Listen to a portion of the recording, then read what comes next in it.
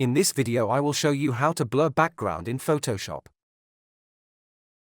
Drag the copy this layer. Go to Select and choose Subject.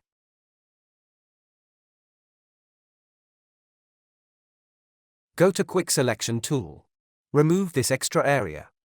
Select this area.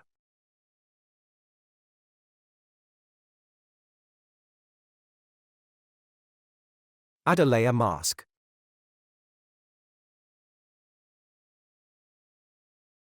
Select this layer.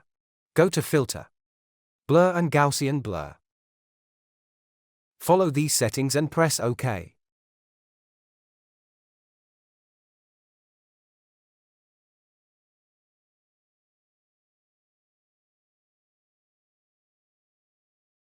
That's it.